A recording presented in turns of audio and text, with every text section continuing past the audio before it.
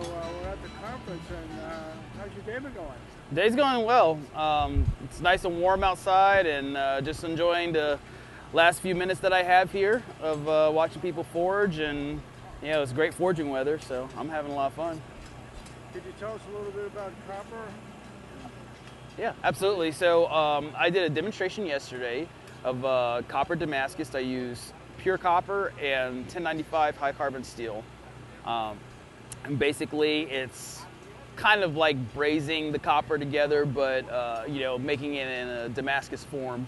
And I had a blast doing it because it was actually the cleanest forge welds I've done on any kind of copper Damascus. And I've only done a few of them, but I'm starting to like the process a lot, and everything forge welded clean, and it turned out really well. I threw a core inside of it so you can actually have a cutting edge for a knife, and the billet ended up getting cut in half, and it's going to go to somebody who's going to use it for 2 knives. So it turned out really well.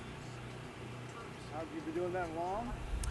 In terms of the copper Damascus, I have not been doing it too long, on and off, maybe a couple years, but it's become pretty popular nowadays. That nice pinkish orange stripe that flows down the center of the billet and everything, and just kind of turns up in a Damascus form as multiple stripes on there. It kind of looks like tiger pattern, and so a lot of people have demanded it from other makers, and I thought I'd try my hand at it. What type of knives do you like to make? I make a little bit of everything. I do knives from Japanese style traditional tantos and wakizashis to trailing points, clip points.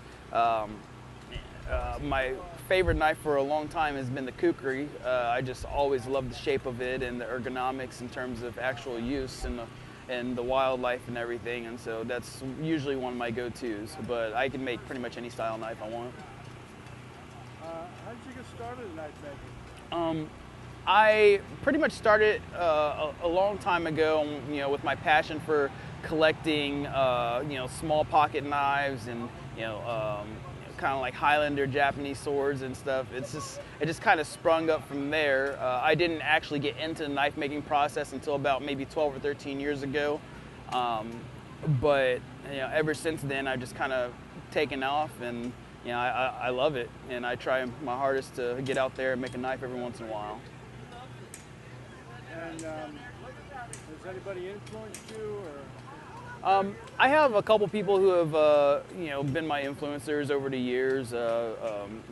Jason Knight has been a good influence of mine. We've had conversations about the weight and construction of blades, and I have a couple others in mind as well that can't come to me right now. But these guys have just kind of followed me on Instagram and Facebook over the years, and they've commented on my work. We've had conversations, and we're able to talk about the pros and cons and how we can improve stuff, and that's always good to hear, because I consider myself a beginner, and in mindset we all are beginners, and we're all striving to learn and to excel. So I take it with a grain of salt, and I press on from there. What do you think you'll be doing in the future? In the future, I'm going to continue to make knives on and off, and still make builds for other people. I'm a 3-dimensional artist, so I'm not specifically a knife maker. Just knife making is one of the tools in my bag that I do as a 3-dimensional artist. Could you talk about your neck knife? Oh yeah, so I have a little neck knife here that I've had a lot of people look at. It's basically it's an Eskimo fishing lure, and it is walrus ivory, and it doesn't look like a neck knife at first. This looks like a carving, but you can pull it out, and I carved it all with one bit, one Dremel bit.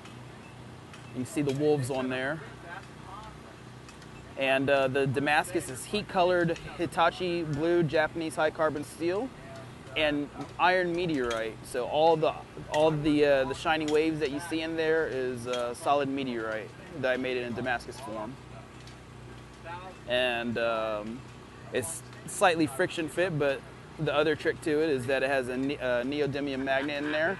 It has a corresponding neodymium magnet, so that when you slide it in, it wants to stick. So it holds it in there pretty good. It doesn't want to fall out when you're running and all that kind of stuff. Great idea. Thank you. Well, thanks for teaching us, and It's my pleasure. great show. Thank you so much. I appreciate it.